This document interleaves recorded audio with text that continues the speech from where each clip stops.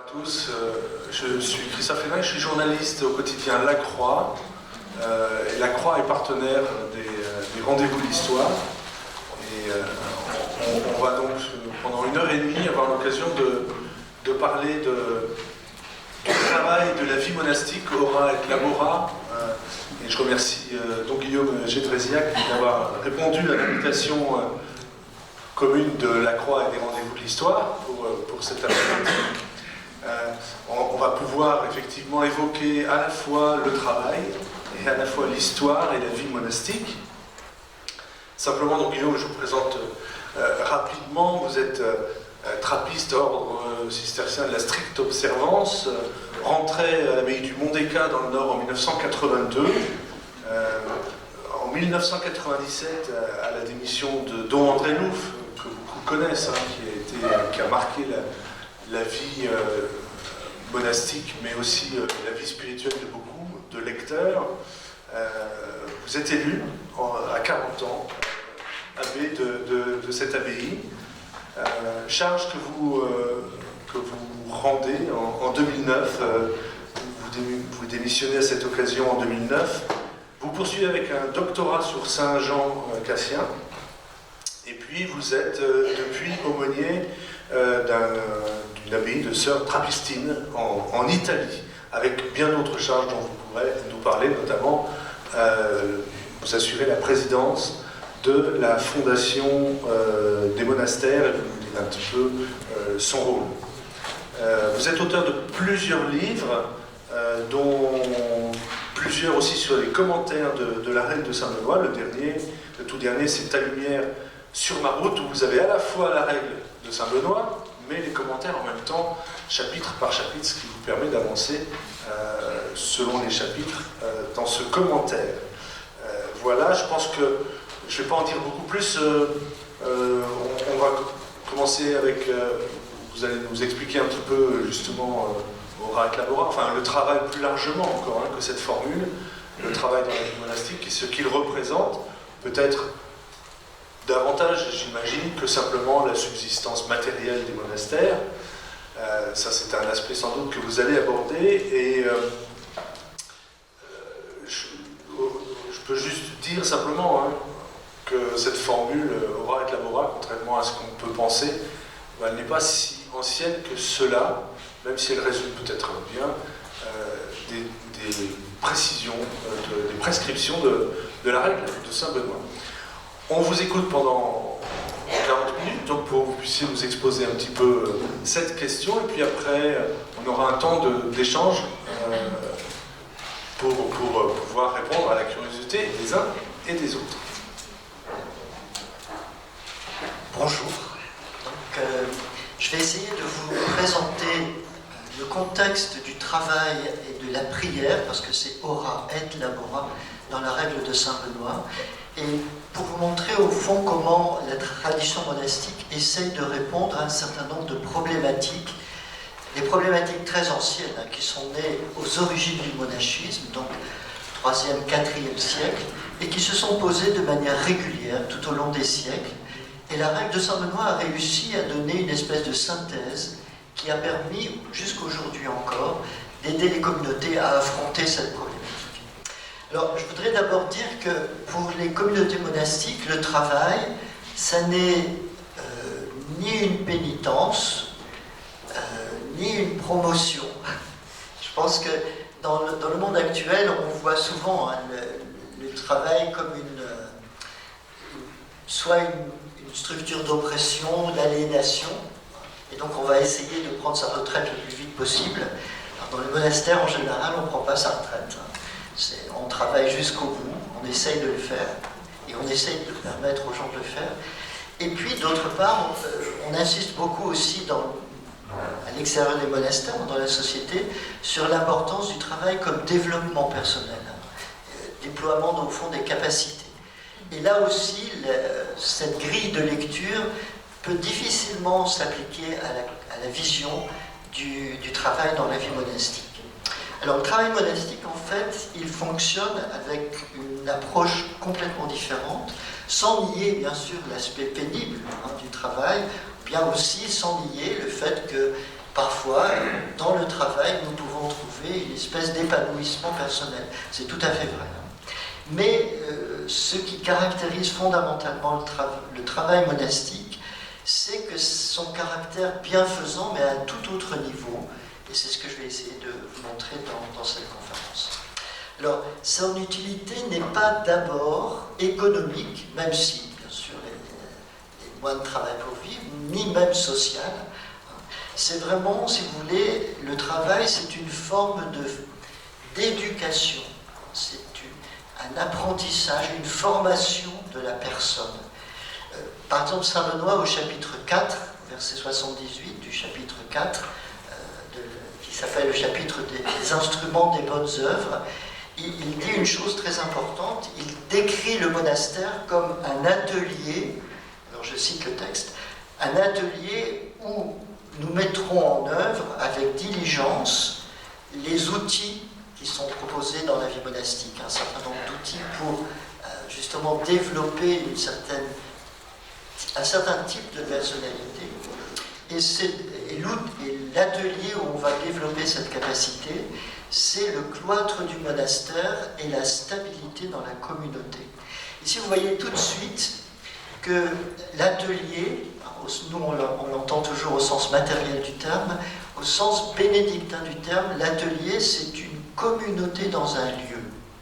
Alors, ça n'est pas seulement le lieu, c'est vraiment une manière d'apprendre avec d'autres et au contact des autres. Et donc cet aspect relationnel, on va le voir, est un aspect très très important du travail dans la vie monastique. Alors la formule ora et labora, c'est vrai, est une formule récente. En fait, elle résume bien, d'ailleurs, si vous allez à Rome un jour au monastère de Tréfontaine, donc là, vous savez, là où Saint Paul a perdu la tête. Donc la tête de Saint Paul a rebondi 3 fois, c'est pour ça qu'il y a 3 fontaines. Alors maintenant, ils ont coupé l'eau, donc il y a toujours les lieux où il y avait l'eau qui jaillissait.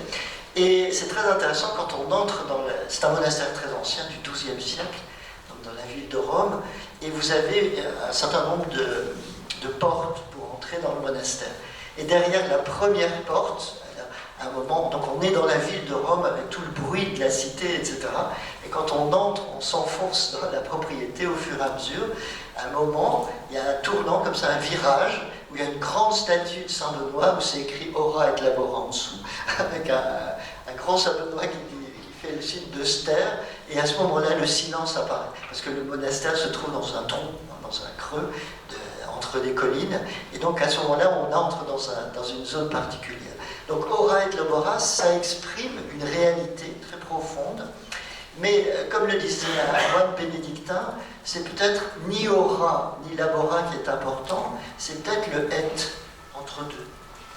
Au fond, parce que nous aurions une tendance à penser que Ora s'oppose à Labora, et c'est vrai quelque part, c'est un peu une aporie, on va voir comment on va conjuguer les deux, mais Saint Benoît insiste sur le fait que ce sont deux réalités ensemble, qu'on ne peut pas séparer et qu'il ne faut surtout pas séparer. Donc, si vous voulez, cette tradition bénédictine du ora et labora est importante parce que tout le monachisme occidental, ça n'est pas vrai en Orient, puisque ce sont les grandes règles de Basile qui vont vraiment fonder le monachisme, mais en Occident, c'est vraiment la règle de Saint Benoît qui donne le ton pour une espèce de vision, de théologie ou de compréhension du rapport entre le moine, la vie de prière et la vie de travail. Alors pour comprendre, si vous voulez, la problématique à laquelle Saint Benoît répond, il faut retourner un petit peu en arrière. Donc Saint Benoît c'est le 6e siècle, et donc on doit retourner un petit peu en arrière, au 3e, 4e siècle, avec les premiers moines qui apparaissent dans le désert d'Égypte. Alors le monachisme est apparu à plusieurs endroits simultanément, après l'édit de Constantin, mais fondamentalement, si vous voulez, ce qui va être le point de référence de tout le monachisme ancien, jusqu'à nos jours, puisque la republication des textes dans les années 50-60 a été vraiment un événement important pour une manière de revisiter la vocation monastique. Donc les textes anciens, si vous voulez, c'est ce qu'on appelle les apophthegmes des pères du désert. Ce sont les dits des pères du désert. Si vous voulez, c'était des petites histoires, souvent très humoristiques, dans le rapport entre un disciple et son père spirituel, son maître, si vous voulez. Et ça commence donc sous une forme érémitique, c'est-à-dire des moines qui vivent solitaires, avec autour d'eux parfois un certain nombre de disciples qui viennent se regrouper. Et là, vous avez quelques textes anciens qui ont une importance très grande pour comprendre la problématique du travail. Saint Antoine le Grand, vous savez, c'est le père des moines, c'est le premier qui, d'une manière un peu particulière, met en scène, entre guillemets, la vie monastique, c'est-à-dire l'explicite et lui donne une doctrine un peu plus ferme. Et il y a le premier apophthegme d'Antoine, le premier texte d'Antoine, qui est très important parce qu'il explicite bien la problématique dès le départ. Il faut toujours vous imaginer qu'au fond, la vie monastique naît avec cette idée, vous savez, des épîtres de Saint Paul, il faut prier sans cesse. Oui, mais comment faire? Voilà le problème, un petit peu, il faut bien dormir, il faut bien manger, il faut bien faire d'autres choses dans la vie. Et comment on va articuler cette problématique? Alors, je vous lis ce premier apophthegme parce que je pense qu'il donne le ton tout de suite pour comprendre la manière dont les moines vont traiter ce problème et la manière dont Benoît ensuite va expliciter cette doctrine du travail, ora et labora. Saint Antoine en proie à l'ascédie. Alors l'ascédie, c'est un terme technique qui signifie la dépression, le dégoût, le ras-le-bol. Si vous voulez, c'est le ras-le-bol monastique, hein, l'ascédie.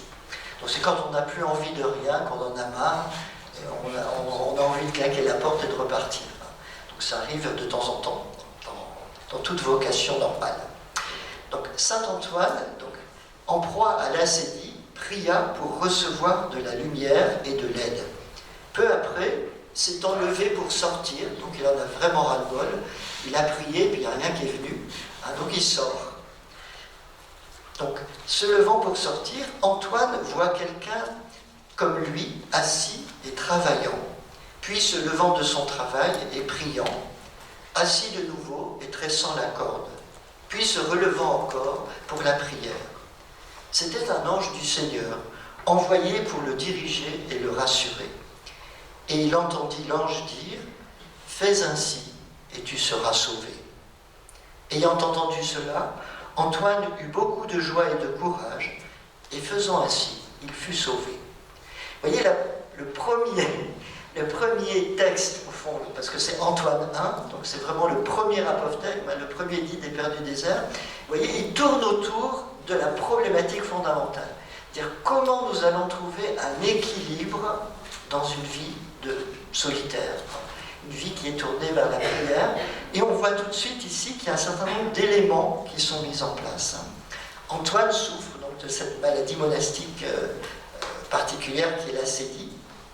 Et donc il va, dans le texte, vous voyez, le travail n'apparaît donc pas d'abord dans son acception économique. Il ne s'agit pas de gagner sa vie. En fait, pour Antoine, le travail est thérapeutique.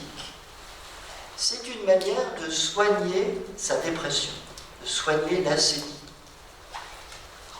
Donc, si vous voulez, ici, il y a une espèce de texte fondamental qui nous montre, si vous voulez, comment le travail devient un élément fondamental de l'équilibre de la vie monastique. Le moine, c'est celui qui va vivre une harmonie entre un travail et une prière.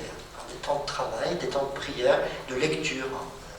Non, c'est plus large que simplement l'oraison. Puisqu'à l'époque, si vous voulez, que les premiers moines, en fait, pour eux, la prière, ça reste d'ailleurs vrai dans la tradition monastique, la prière, c'est lié à la lecture et ce qu'on appelle la rumination des Écritures, la lectio divina. Donc l'expérience d'Antoine, vous voyez, ne se caractérise pas par une opposition entre prière et travail, mais plutôt comme une alternance. C'est un principe d'alternance. Et vous verrez que dans la règle de Saint Benoît, il y a à nouveau ce principe d'alternance qui revient. Alors Saint Benoît le conjugue d'une manière un peu différente, mais c'est très intéressant. Ça veut dire qu'au fond, si vous voulez, dans la tradition chrétienne du monachisme, dans la tradition de la recherche de Dieu, dans le christianisme, il n'y a pas cette espèce de focalisation sur une activité qui serait spirituelle et l'autre qui ne le serait pas. Vous avez deux activités, la prière et le travail, qui fonctionnent en harmonie, en alternance l'un avec l'autre, pour combattre ce fameux démon du midi. Vous savez, c'est une expression qui vient des pères du désert. Donc vous voyez, dans la tradition monastique chrétienne, dès les origines, le travail trouve sa place en alternance, non pas en opposition, mais comme un complément par rapport à la prière. Car le problème, c'est de durer au désert, sans se laisser décourager, et d'exercer au fond aussi une activité physique qui permette au corps de trouver sa place dans le cheminement spirituel. Parce que ça, c'est la deuxième caractéristique du travail, c'est que le travail, chez les pères du désert, est un travail physique. On a après développé dans la tradition monastique le travail intellectuel, mais l'aspect physique est très important. Parce qu'il y a, si vous voulez, le monachisme fonctionne autour d'une loi fondamentale, c'est la loi d'incarnation. C'est-à-dire, monos, ça veut dire être unifié, devenir un seul. Et l'idée des pères du désert, c'est que nous sommes tiraillés par le corps, la chair, l'esprit, etc. Nos désirs vont dans tous les sens. Et bien, la vraie problématique, c'est comment nous allons aider l'homme à s'unifier intérieurement, progressivement. Donc ici, le travail comme instrument spirituel d'équilibre humain. Donc le travail en question n'a d'ailleurs pas pris immédiatement la dimension économique. Ça va venir un tout petit peu après. Et on retrouve un peu la même idée dans un passage des Institutions de Cassien. Cassien, c'est un auteur du 5e siècle qui va avoir une très grande importance parce que c'est lui qui va transmettre cette doctrine des moines d'Égypte en Occident. Alors, il va le faire en Provence d'abord, puis ensuite ça va se diffuser un peu partout. Et c'est une des sources les plus importantes de la règle de Saint-Benoît. Donc Cassien, au 5e siècle, va affiner un petit peu cette question. Il va raconter une petite histoire dans le livre 10 des Institutions, au paragraphe 24. Il dit ceci. L'abbé Paul, le modèle des solitaires, vivait dans un vaste désert appelé Porphyrion. C'est un désert très reculé en Égypte.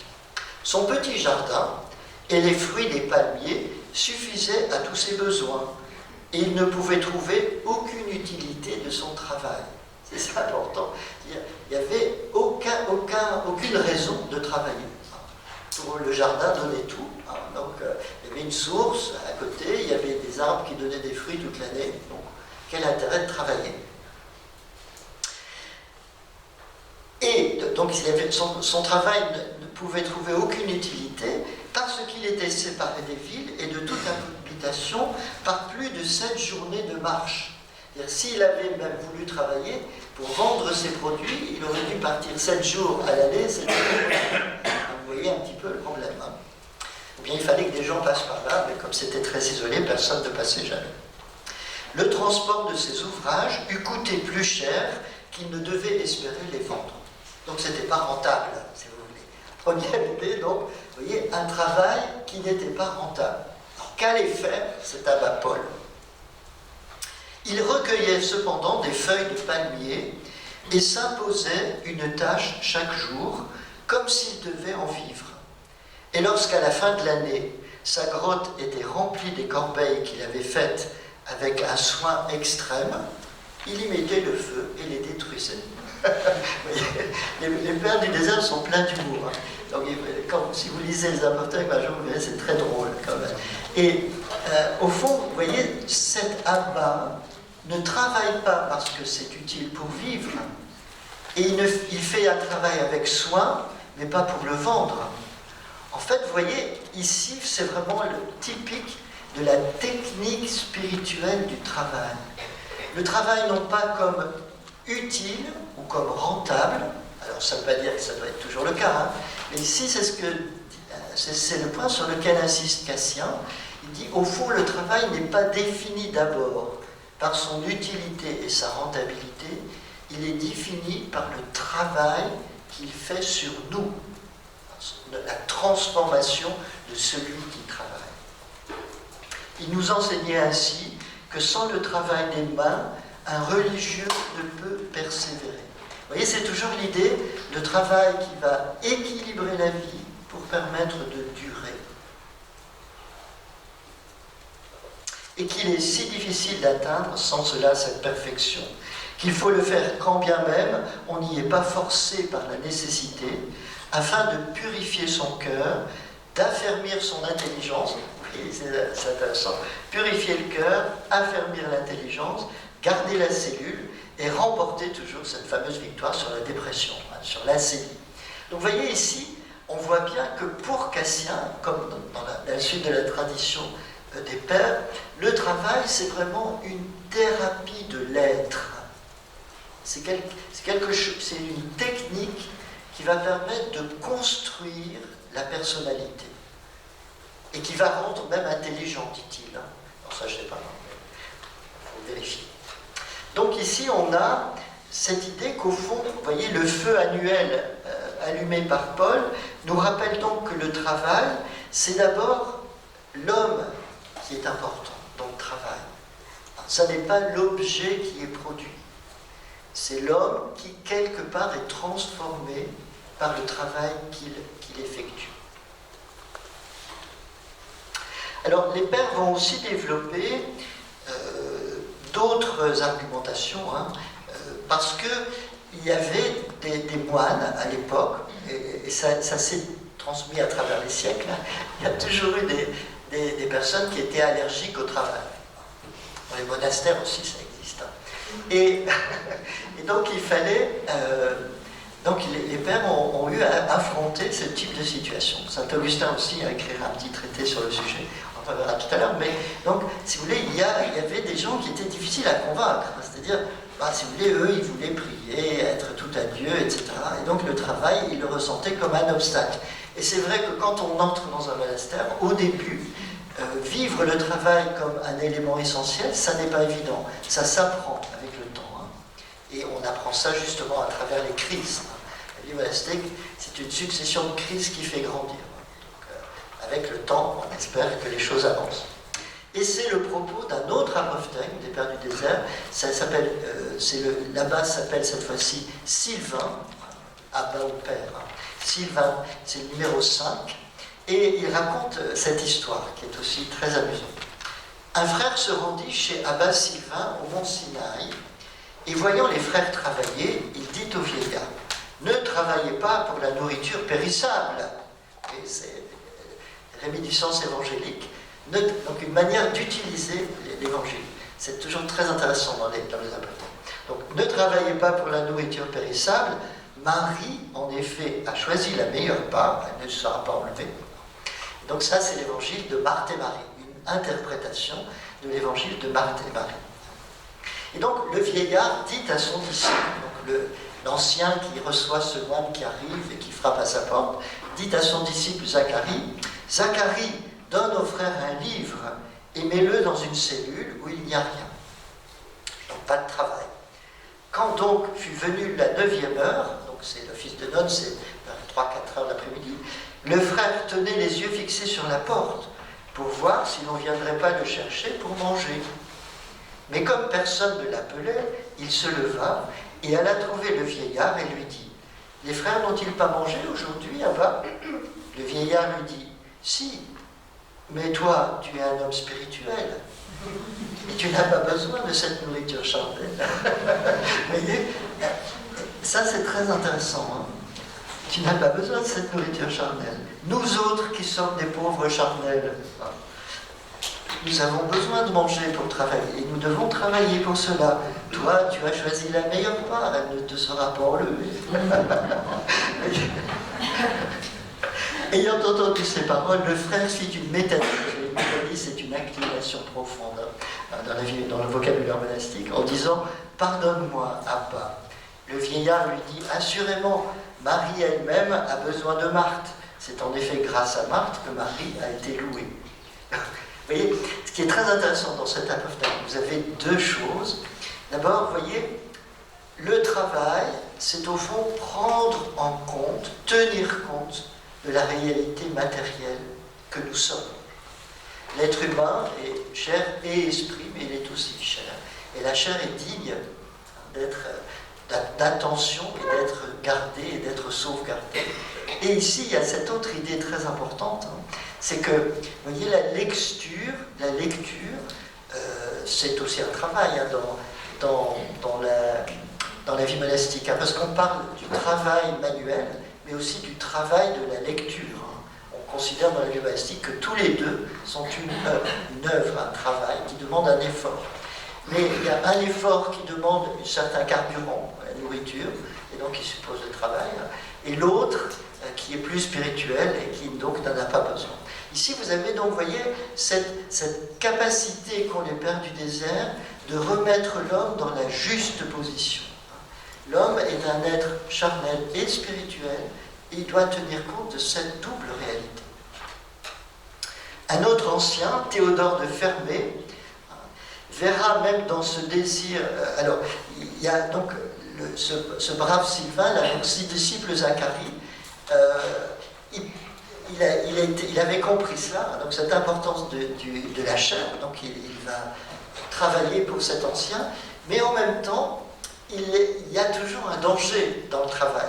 Et ici, le disciple Zacharie, à un moment, il déplace la clôture du jardin pour agrandir, pour produire davantage. Faut-il produire davantage? Et alors à ce moment-là, l'ancien se fâche et s'en va. Donc le disciple, appelle son ancien, lui dit, mais reviens, pourquoi tu t'en vas? Alors l'ancien lui dit, mais tu as agrandi le jardin, et au fond tu as donné la première place au travail. Vous voyez, le travail a sa place, mais il ne faut pas qu'il y ait une espèce de céder à cette tentation de l'expansion continue. C'est le Sylvain 8, cet apophthegme. Donc ici, on a, vous voyez, cette idée que le travail est important, mais qu'il va falloir lui donner sa juste place. Vous voyez, on a toujours cette idée qu'un équilibre est nécessaire à trouver.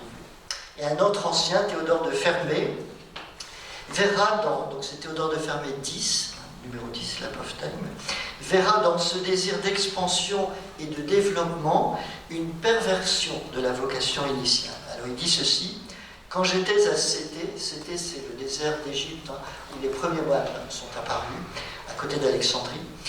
Quand j'étais à Cété, les œuvres de l'âme étaient notre travail, et nous considérions le travail manuel comme secondaire. Maintenant, le travail de l'âme est devenu secondaire, et ce qui était secondaire est devenu l'œuvre principale. Vous voyez ici, il y a encore un autre aspect très important, c'est que si le travail manuel et le laveur de l'ascèse, de la recherche de Dieu, sont complémentaires, il y a pourtant une priorité. La priorité, c'est le travail spirituel sur le travail manuel. Donc, vous voyez, petit à petit, il y a un certain nombre de principes qui se mettent en place à travers tous ces petits écrits, hein, qui montrent bien comment, au fond, l'idée même du travail, j'avais souligné au début, ora et labora, c'est un binôme, mais un binôme asymétrique, quelque part. Vous avez quelque chose qui est secondaire par rapport à l'autre. Donc si le principe ora et labora est bien clair, il comporte en lui-même une logique interne très précise. La prière, ora, est citée en premier, reste l'élément principal du binôme. Le travail, labora, est certes lié à l'oraison, par une conjonction de coordination, mais il n'est cependant pas mis sur le même plan. Ce sont deux éléments, il y a une espèce d'asymétrie, il reste secondaire. C'est pourquoi le travail doit rester simple, sans conduire à l'accumulation des biens. Il ne faut pas travailler au-delà du besoin de la communauté. On reverra ces éléments qui sont importants pour la règle de Saint-Benoît. Et en fait, parce qu'il y a des choses qui sont plus importantes parfois. Par exemple, aider un frère ou visiter les malades, qui sont des commandements de Dieu. Si le travail permet donc au moine de subvenir à ses besoins, qui sont réduits à un minimum nécessaire, il faut travailler pour le nécessaire, il permet aussi cependant d'aider ceux qui sont dans le besoin. Ça, c'est un aspect aussi très important chez les pères. On donne toujours ce qui est en plus. On ne garde pas pour soi. Donc il y a vraiment cette idée que, si vous voulez, que le travail, c'est un équilibre et que le surplus doit être distribué. C'est bien ce qui ressort d'une réponse d'un autre père du désert, là-bas, Poémène, c'est le numéro 69, qui dit « Dans la mesure où tu le peux, exerce un travail manuel pour pouvoir faire l'aumône, car il est écrit que l'aumône et la foi purifient du péché. » Donc vous avez ici, au fond, dans les premiers écrits, donc dès les origines du monachisme, toutes les questions essentielles qui sont posées, et la tradition monastique va petit à petit essayer d'ordonner cela, de donner une certaine cohérence. Alors, avant la règle de Saint-Donat, vous avez un certain nombre d'autres textes qui vont le faire. Vous avez par exemple les grandes règles de Basile, qui vont insister sur un certain nombre d'éléments, c'est-à-dire par exemple il faut aider les nécessiteux, subvenir à ses besoins, prier en travaillant pour éviter la paresse et l'ascédie, donc ça on vient de le voir. Et Saint Basile va ajouter un certain nombre d'autres éléments. Par exemple, Saint Basile dira il faut être attentif au contexte dans lequel on vit. Il faut faire un travail qui corresponde à la situation géographique et aussi au milieu, au monde des affaires du lieu. C'est-à-dire, c'est pas la peine de produire quelque chose que personne ne va acheter. Donc il faut, vous voyez, il faut être attentif, il faut avoir un certain sens des affaires.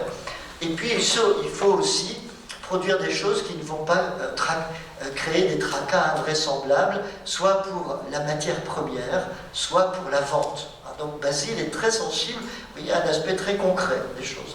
Il faut produire des choses que les gens vont acheter, et puis il ne faut pas se casser la tête pour aller chercher des matières premières très très loin. Et puis un autre aspect aussi qui est important pour Basile, c'est qu'il faut trouver un type de travail qui évite de multiplier les relations extérieures. Ça on le reverra dans la règle de Saint-Benoît, c'est un élément aussi important. Et Basile au fond énonce 3 critères fondamentaux, si vous voulez, pour définir un petit peu ce qui est important dans le travail. Le travail ne doit pas troubler la paix de la communauté, la paix contemplative. Avec Basile, on arrive à un monachisme plutôt cénobitique, c'est-à-dire des communautés de gens qui vivent ensemble. Les pères du désert, c'était des solitaires. Ils vivaient parfois sous forme de l'ordre, c'est-à-dire des groupements d'ermites, mais fondamentalement, c'était des solitaires qui avaient un groupe de disciples parfois. Donc ici, Basile, ce sont des communautés, et donc un travail qui ne trouble pas la paix de la communauté, il ne doit pas être trop compliqué, et il ne doit pas non plus conduire à multiplier les contacts. S'il faut vendre les produits, Basile dira, il faut les vendre un peu moins cher, comme ça se vend plus facilement, et ça évite de devoir faire des kilomètres pour le vendre plus cher ailleurs. Basile aussi avait compris un petit peu que l'une des difficultés quand on fait du commerce, c'est le danger, c'est de vouloir vendre plus cher et de gagner davantage. La dimension communautaire donc modifie ici le rapport individuel au travail, puisque maintenant, si vous voulez, dans une communauté, ce n'est pas le moine qui choisit son travail, il le reçoit de quelqu'un d'autre qui lui propose, si vous voulez, une activité. Alors, ça ne signifie pas que quand vous arrivez au monastère, que vous avez une compétence, un métier, vous ne deviez pas l'exercer, mais il s'agit, si vous voulez, d'éviter les préférences personnelles. Il faut que le métier soit qu'on vous demande de l'exercer. Et alors, quel que soit votre travail, même si vous avez du mal à le vivre, ça arrive toujours dans une communauté monastique, il faut le vivre, dit Basile, avec enthousiasme, zèle, attention et sans dilettantisme. Donc ça demande aussi toute une ascèse. Et parce que parfois, il y a des travaux qui sont un peu compliqués. Et l'accent est mis aussi chez Basile sur le besoin des pauvres. Alors Augustin va reprendre cette même problématique, il va même écrire un tout petit traité, parce qu'à l'époque d'Augustin, en Afrique du Nord, pas très loin de son diocèse, il y avait aussi des moines qui prétendaient on appelle ça les Messaliens, ou les Euchites, c'était des moines qui refusaient de travailler. Donc ils pensaient que, si vous voulez, puisque nous sommes des hommes de prière, c'est normal que les gens nous entretiennent, nous fassent la charité, et nous on va prier pour eux. Et Augustin critique cette attitude. Et ça va rester toujours une problématique, tout le temps. Au fil des siècles, il va toujours y avoir cette idée qu'au fond, alors ça va toujours tendre d'un côté ou de l'autre, mais toutes les réformes monastiques, si vous voulez, à travers les siècles, vont toucher ce problème. Au fond, est-ce que le moine, c'est d'abord celui qui est chargé de la prière, du travail, de l'œuvre de Dieu, l'opus Dei, ou bien est-ce que c'est aussi celui qui doit subvenir à ses propres besoins? Vous voyez, il y aura toujours cette tension entre les deux. Alors, Augustin va aussi traiter d'une autre question qui est intéressante, parce que vous me direz, oui, dans un monastère, on peut travailler quand on est en bonne santé, mais quand on est malade ou quand on est ancien, comment on fait? Alors, voilà la réponse d'Augustin dans ce traité du travail des moines.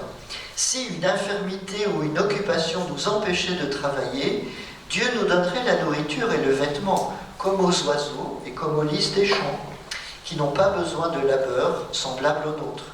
Mais nous ne devons pas tenter Dieu. Et si Dieu nous fait le cadeau de la santé, eh bien on doit l'utiliser pour travailler. Voilà, c'est la réponse un peu de saint Augustin à ces Messaliens. Alors, vous voyez, saint Augustin va aussi insister sur le fait que, quelle que soit l'origine sociale du moine, le travail est important. Alors, ici, si vous voulez, ça reprend un peu les thématiques qui étaient essentielles dans l'Antiquité. Vous savez, on parlait de l'otium, qui était au fond le privilège de ne pas travailler, le loisir, si vous voulez. Et puis le negotium, qui donne le négoce, c'est celui qui ne peut pas prendre de loisir, donc il fait du négoce, travail. Et donc il y avait cette opposition. C'est assez amusant parce qu'aujourd'hui on parle plutôt du travail positivement. Ici en latin, le travail c'est négatif, parce que ce sont les esclaves qui travaillent. Et Augustin, comme tous les premiers moines, ont dû convaincre que toutes les couches sociales devaient s'appliquer au travail. Saint Paul, bien sûr, le dira, mais il y aura il faudra travailler à travers les siècles. D'ailleurs, Cassien va devoir insister énormément aussi sur le sujet. Alors, la règle du maître, que vous connaissez peut-être, c'est une règle qui précède immédiatement la règle de Saint-Benoît, et qui est une règle très très proche de Saint-Benoît. Elle insiste beaucoup sur cet aspect aussi du travail. Alors j'aimerais maintenant passer à la règle elle-même, qui est au fond une synthèse un petit peu de tous les éléments qu'on vient de voir. Et vous allez voir tout de suite qu'il y a des éléments de cette tradition qui vont être repris, mais qui vont être mis dans une espèce de cohérence globale. Saint Benoît commence, le chapitre 48 de la règle de Saint Benoît, qui est le chapitre justement sur le travail, il commence par dire, alors une phrase... C'est très rare que Saint Benoît ait comme ça des phrases, vous savez, qui expriment un principe général. Mais là, vraiment, ça commence par exposer ce principe général. L'oisiveté est l'ennemi de l'âme. Et vous avez ici une reprise de la thématique, problème de la dépression monastique. Donc, l'oisiveté est l'ennemi de l'âme. C'est comme ça que commence le chapitre 48, et c'est intéressant. C'est-à-dire que Saint Benoît s'enracine dans cette tradition très ancienne qui avait compris que, si vous voulez, le fait de ne pas travailler peut devenir un problème à certains moments. Donc l'oisiveté est l'ennemi de l'âme, et c'est pourquoi, va continuer Saint Benoît, à certaines heures, les frères doivent s'occuper au travail des mains, et à certaines autres, à la lecture et aux choses divines. Vous avez ici donc un équilibre. Saint Benoît reprend cette idée d'une alternance nécessaire. La vie monastique, en fait, c'est une alternance entre des éléments qui se complètent l'un l'autre. Et vous voyez, Saint Benoît reprend cette idée que le travail, c'est d'abord une thérapeutique de l'âme, avant d'être une activité économique. Il va reprendre aussi l'aspect économique, mais plus tard, dans une autre perspective. Saint Benoît ensuite règle, si vous voulez, le principe de l'alternance. C'est assez surprenant parce qu'il y a une alternance dans la journée, mais il y a aussi une alternance dans les saisons. Il y a des saisons où on travaille davantage, en été, au printemps, etc., au moment des récoltes, et des saisons où on travaille moins, en hiver. Bon, ça se comprend aussi, il y a moins de lumière, donc les journées durent moins longtemps, etc. Mais il y a aussi une alternance dans l'année, vous voyez. Et puis vous avez une alternance hebdomadaire. On travaille la semaine, on ne travaille pas le dimanche. Donc vous avez plusieurs principes d'alternance dans la règle. Ça, c'est vraiment étonnant quand on le regarde, parce que nous avons un peu perdu ça aujourd'hui à cause de la vision mécanique du temps. Nous avons des horloges, et pour nous, les heures sont toutes identiques. À l'époque de Saint Benoît, c'est pas du tout pareil. Et donc il y avait il y a une espèce de vision. Ça colle très fort avec les rythmes des saisons et les rythmes de la nature. Et Et ça, c'est plus difficile à vivre aujourd'hui pour nous. Donc Saint Benoît organise le temps. Ça, c'est une donnée fondamentale, si vous voulez, de la règle de Saint Benoît. La règle de Saint Benoît, c'est une organisation de l'espace-temps. Elle organise le temps avec des rythmes, des alternances, des coupures, des modalités. Puis ensuite, vous avez le temps sacré qui se joint sur cela. Par exemple, au moment du carême, le rythme du travail n'est pas le même que durant le reste de l'année.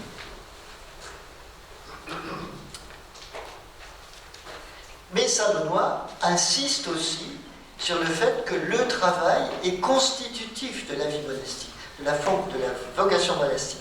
Saint Benoît le dit donc dans ce chapitre 48, ils seront vraiment moines quand ils vivent du travail de leurs mains. Ça n'est pas toujours possible.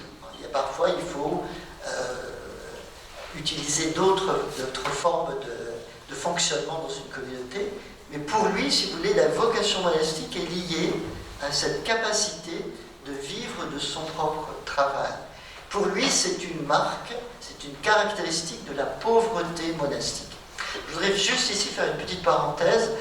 Souvent, aujourd'hui, quand nous pensons pauvreté par rapport à ce qu'elle est devenue à partir du XIIIe siècle. C'est Saint François d'Assise, en fait. Et donc, pour nous, si vous voulez, la pauvreté, c'est toujours un rapport par rapport à la possession des choses. Or, dans la règle de Saint Benoît, la pauvreté, c'est d'abord vivre du travail de ses mains, mais la pauvreté a une toute autre signification qu'à l'époque de François. Pour rappeler que, si vous voulez, Saint François d'Assise, c'est le moment, XIIIe siècle, de l'apparition du capitalisme commercial. Donc c'est une situation un peu particulière, et François réagit en réaction contre son père. Alors c'est peut-être une crise d'adolescence, j'en sais rien. Et puis aussi par rapport à la situation, à une modification de la situation de l'époque. Ce qui est très intéressant dans la vision bénédictine de la pauvreté, c'est que pour Saint Benoît, la pauvreté n'est pas liée aux choses. La communauté possède. Pour Saint Benoît, la pauvreté, c'est que les personnes n'accaparent pas les biens pour eux. Et en fait, si vous voulez, pour Saint Benoît, la pauvreté, c'est une solidarité. C'est-à-dire que nous possédons ensemble. Vous voyez, donc dans la tradition bénédictine, on a un rapport au bien qui est le respect des choses. On considérera les outils comme les vases sacrés de l'autel, dit Saint Benoît à un moment. Et en même temps, la pauvreté, ce n'est pas de ne rien avoir, c'est de respecter le bien commun, de posséder ensemble. Et Saint Benoît aura des phrases très étonnantes au chapitre 33 et 34. Il dira, la pauvreté, c'est tout était commun à tous. Vous voyez, première idée fondamentale, c'est une citation des Actes des Apôtres, Actes 4, 32 suivant. Première idée. Et deuxième idée que Saint Benoît va développer au chapitre 34, on donnait à chacun selon ses besoins. Marx n'a rien inventé. Donc vous voyez, et donc on est vraiment aux sources d'une vision. Vous voyez, c'est très important, je crois. Le travail est lié à une vision de la pauvreté. La pauvreté, ce n'est pas l'absence de biens, c'est une manière de posséder ensemble. C'est une manière de respecter le bien commun sans rien accaparer pour soi. Et donc le travail monastique, ça va être de se mettre au service du bien commun de la communauté. C'est pour ça que dans le travail monastique, il n'y a pas de salaire. Nous ne sommes pas payés pour le travail que nous faisons. C'est un service communautaire. Et si vous voulez, ça fait partie de cette conscience que nous appartenons à la même communauté. Donc, idée, voilà, vous voyez, cette communion dans la gestion des biens, mais le fait de ne pas accaparer pour soi. Et donc, il y a une logique du travail dans la règle de Saint Benoît qui est très à fait particulière. Vous voyez, on fuit l'érasivité, on partage ensemble le travail qui est au service de la communauté, de la communion. Et un autre aspect très important aussi dans la règle, c'est que l'abbé prendra soin de la faiblesse de chacun. C'est-à-dire, on adapte le travail aux capacités de la personne. Vous savez, dans une communauté monastique, on ne recrute pas. C'est-à-dire que les gens qui entrent au monastère, j'allais dire, la main-d'œuvre, c'est les gens qui sont là. On ne choisit pas, on ne va pas virer quelqu'un parce qu'il ne peut pas faire un travail, ou bien on ne va pas faire venir quelqu'un pour qu'il fasse quelque chose. Et donc, le travail monastique, c'est une manière de faire, si vous voulez, de donner à chacun sa place dans la communauté. Dans beaucoup de communautés monastiques aujourd'hui encore, les anciens, 80, 90 ans, font encore une part de travail, ce qu'ils peuvent, au service de la communauté. Il n'y a pas le moment où on travaille et le moment où on arrête de travailler. Le travail, c'est considéré, si vous voulez, comme le service de la communion, de la solidarité communautaire.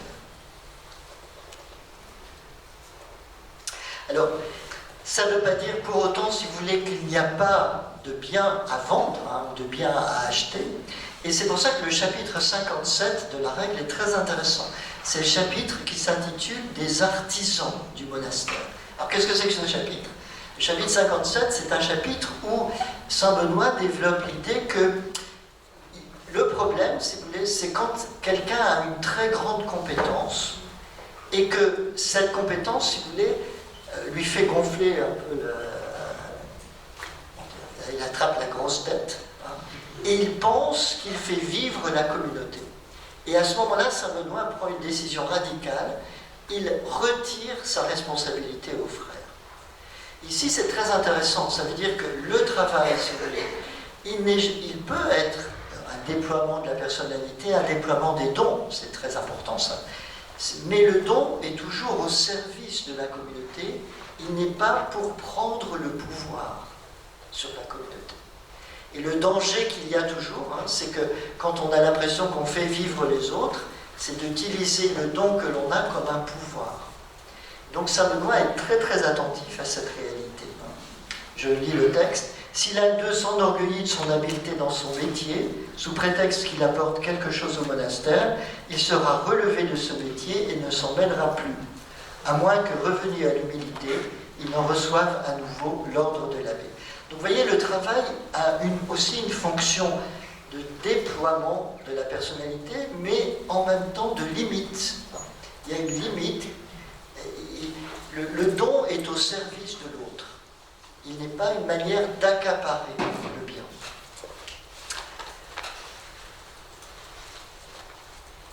Saint Benoît aussi, et là c'est un peu le dernier aspect, si vous voulez, de la règle qui est important, c'est qu'il faut vendre des produits à l'extérieur.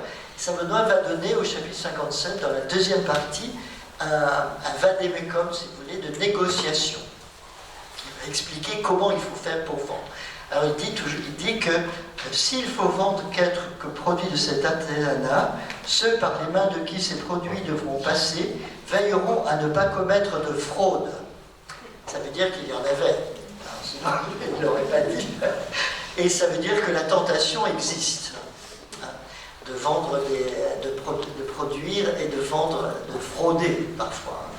Et ici, Saint Benoît utilise, c'est assez rare, un exemple des Écritures. À nouveau, Ananie et Saphir qui font semblant de donner leurs biens à la première communauté de Jérusalem, puis qui en fait en gardent une partie par deux vers eux, parce qu'on ne sait jamais, il faut toujours une poire pour la soif.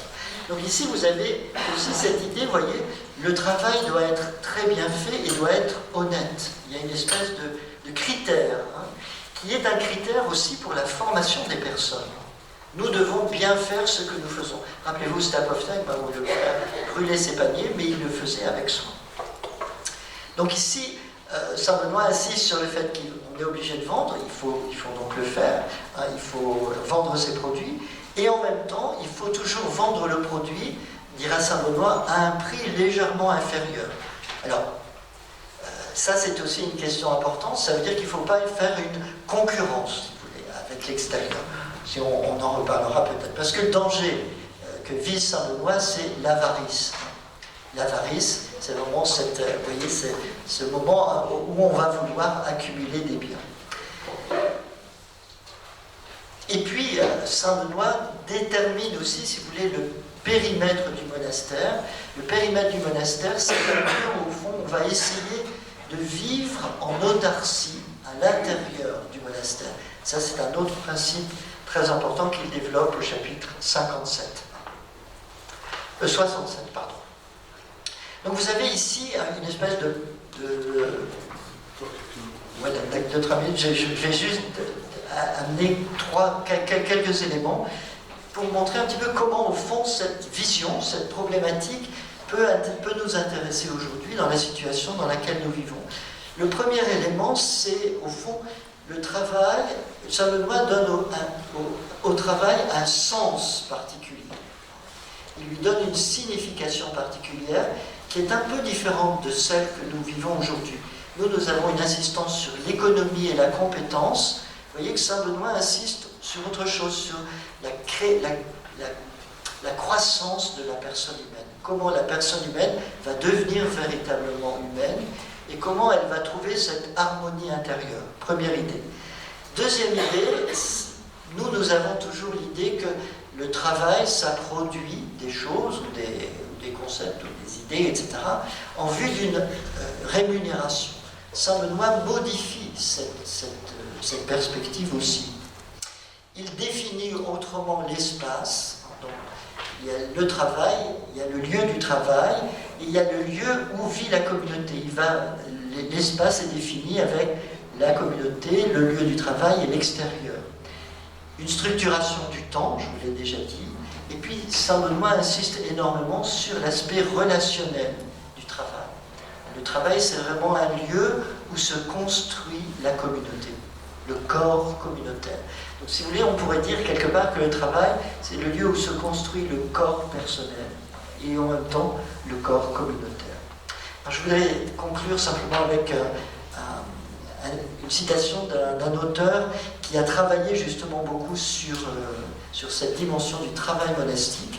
C'est Benoît-Joseph Pons. Il dit ceci: « Il ne s'agit donc pas d'un système original, prêt à l'emploi en toutes circonstances.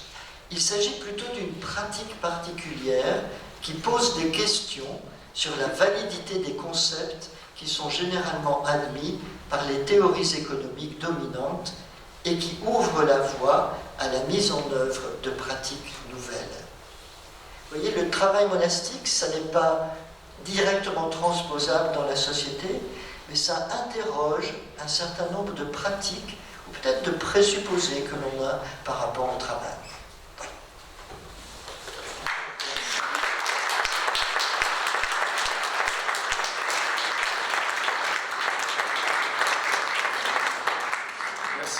Donc Guillaume, on voit non seulement l'importance, mais aussi la confirmation par le temps de toutes ces règles et d'organisation du travail dans le monde monastique.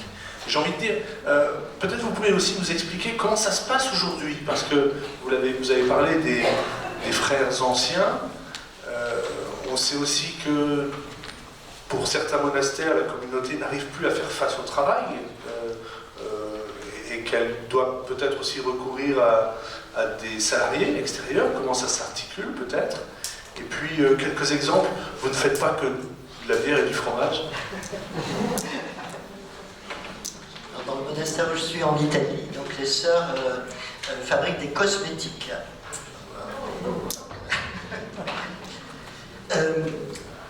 Aujourd'hui, le travail je dirais qu'il y a une modification dans la vision du travail, parce que dans les années 50-60, donc au siècle dernier, il y a eu une insistance très grande sur une redécouverte, si vous voulez, du vivre du travail de ses mains.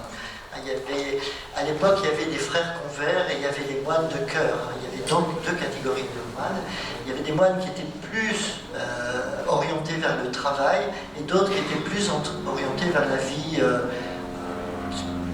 l'office divin, la formation, etc.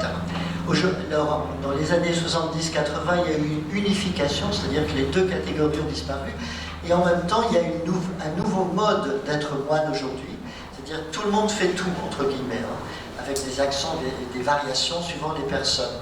Ce qui fait que, d'abord, ça a profondément modifié la manière de vivre le travail.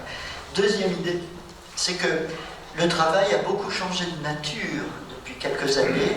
Nos communautés ont en grande partie laissé l'agriculture pour se spécialiser dans d'autres domaines. Alors là, on a des modèles différents suivant les familles monastiques. Vous avez des familles monastiques, comme par exemple les familles bénédictines, où l'économie est souvent fondée, ou le travail, plutôt l'idée du travail, est fondée sur le développement de petites activités qui correspondent aux capacités des frères. Donc vous avez un frère qui est doué pour la céramique, on va faire de la céramique, un autre qui est doué pour faire des œuvres d'art, il va faire autre chose. Et en fait, ça dépend beaucoup. Donc ce sont des systèmes variables. Et puis vous avez des monastères, alors plutôt trappistes à ce moment-là, qui ont de grandes activités industrielles où il est difficile, quand il n'y a plus assez de personnes dans la communauté, de modifier l'équilibre. C'est pour ça que le modèle économique est souvent quelque chose de très important. Et parfois, on est piégé par le modèle économique. C'est pour ça que, si vous voulez, la réflexion aujourd'hui dans les monastères, elle est comment nous allons sortir d'un modèle pour permettre un autre équilibre. Dans certains monastères, par exemple, on abandonne des activités même très rentables pour reprendre une activité à taille humaine. Mais parfois, c'est difficile parce que vous avez, dans un monastère, ce qui coûte cher, ce ne sont pas les frais.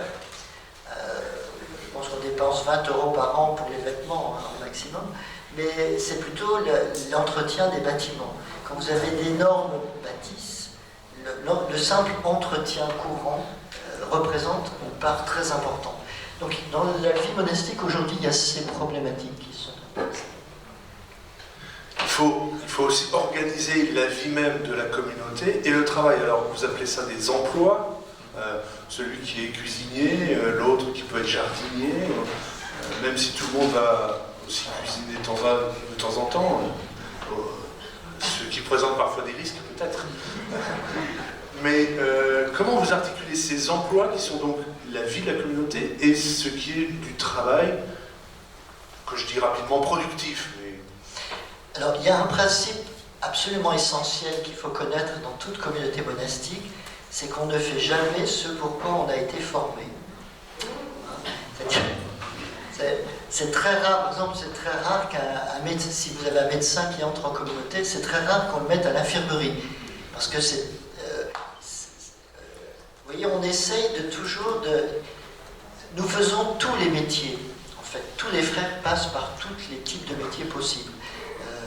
Du comptable à l'économe, en passant par la cuisine, l'infirmerie, etc. En fait, si vous voulez, tous les services communautaires, on essaie de les assurer entre nous. Et il y a cette activité économique. Et justement, l'équilibre, c'est que souvent, nous préférons concentrer la communauté au niveau des services internes, parfois en déléguant en partie l'aspect plus industriel ou économique à l'extérieur. Le travail, si vous voulez, c'est... nous sommes formés sur le tas. C'est très rare que les moines aient appris avant d'entrer ce qu'ils font.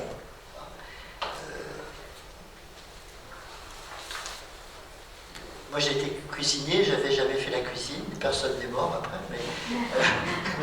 c'est-à-dire, il faut avoir le sens de l'aventure et du goût du risque, à la fois du côté de la communauté et du côté des frères.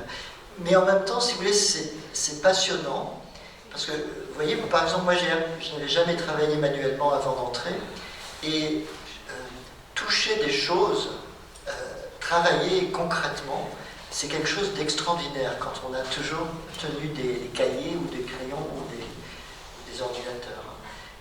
La réalité concrète, la matière, est une formation extraordinaire.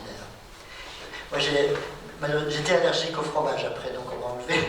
Mais au début, je fabriquais du fromage et apprendre à toucher. Vous savez, c'est une matière vivante, le fromage. Hein.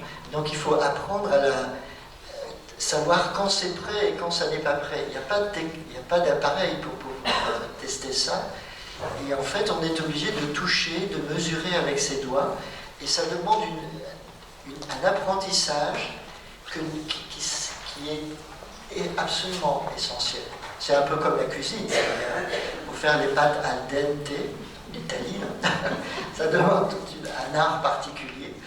Et je crois que, si vous voulez, c'est vraiment le génie du travail, c'est de nous remettre les pieds sur terre, mais d'une manière extrêmement positive.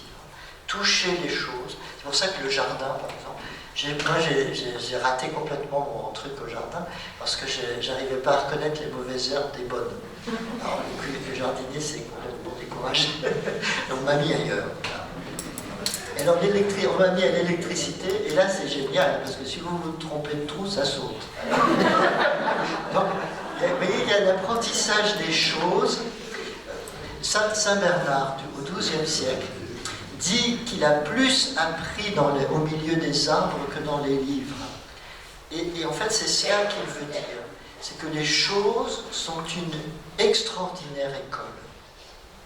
Vous voyez, elles ne sont pas seulement des choses qu'on modifie, mais elles nous transforment.